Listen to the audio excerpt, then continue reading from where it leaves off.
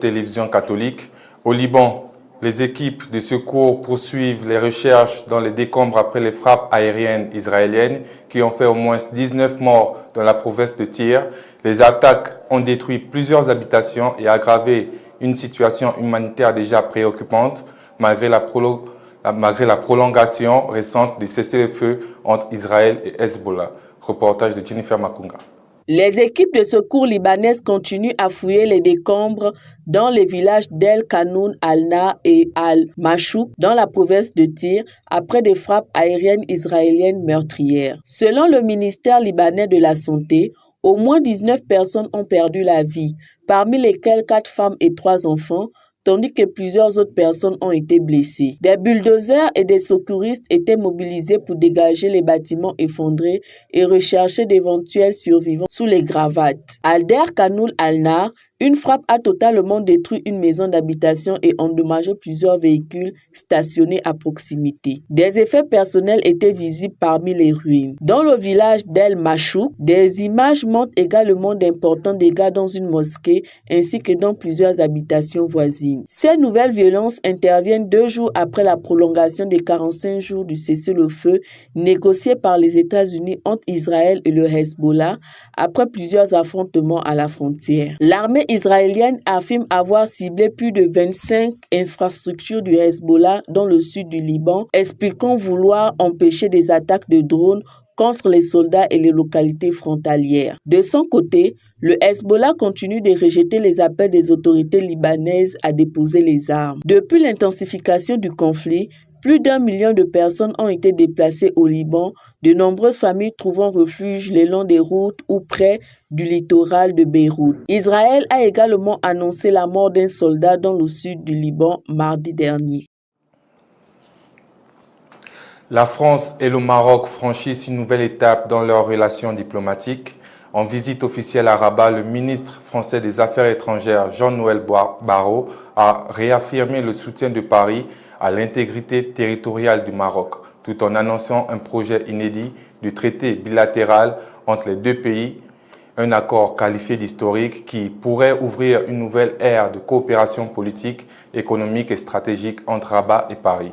La suite avec Jennifer Makunga.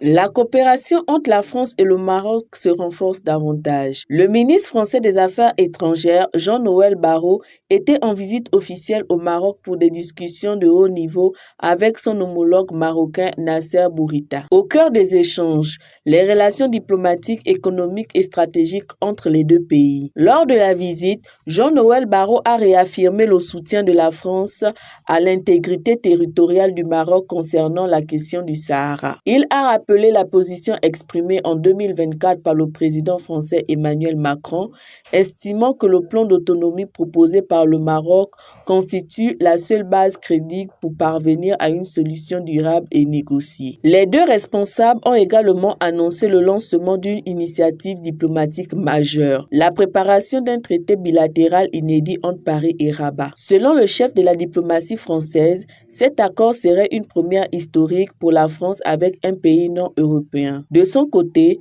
Nasser Bourita a confirmé qu'une visite d'État du roi Mohamed VI en France est en préparation. Cette visite devrait coïncider avec la signature officielle de ce traité présenté comme un accord politique, juridique et historique sans précédent entre les deux nations. Ce rapprochement marque une volonté commune de renforcer les partenariats stratégiques dans plusieurs domaines, notamment l'économie, la sécurité, l'investissement et la coopération internationale.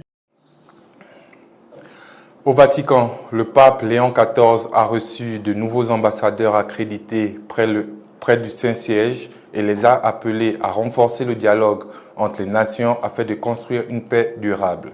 Le souverain pontife a également dénoncé les sociétés qui recherchent uniquement la puissance et la richesse en oubliant les plus pauvres et les personnes vulnérables.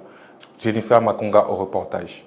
Le pape Léon XIV a reçu au Vatican les nouveaux ambassadeurs non résidents accrédités près du Saint-Siège, notamment ceux du Rwanda, de la Sierra Leone, du Bangladesh, du Yémen, de la Namibie, de Maurice, du Tchad et du Sri Lanka. À cette occasion, le souverain pontife a insisté sur l'importance du dialogue et de la coopération entre les nations dans un contexte mondial marqué par les tensions géopolitiques et les conflits. Le Saint-Père a déclaré qu'aucune société ne peut être considérée comme juste et humaine si elle mesure uniquement son succès par la puissance ou par la prospérité, tout en oubliant les pauvres et les personnes marginalisées. Selon lui, la diplomatie doit favoriser l'écoute, le respect mutuel et la recherche du bien commun afin de restaurer la confiance entre les peuples. Le pape Léon XIV a également appelé les diplomates et les organisations internationales à renforcer les efforts de médiation, de solidarité pour construire un monde plus fraternel et plus pacifique. Il a souhaité que la mission des ambassadeurs contribue au rapprochement entre les nations et à la promotion d'une paix dont le monde a aujourd'hui grandement besoin. Le souverain pontife a enfin accordé sa bénédiction apostolique aux ambassadeurs ainsi qu'au peuple qu'il représente.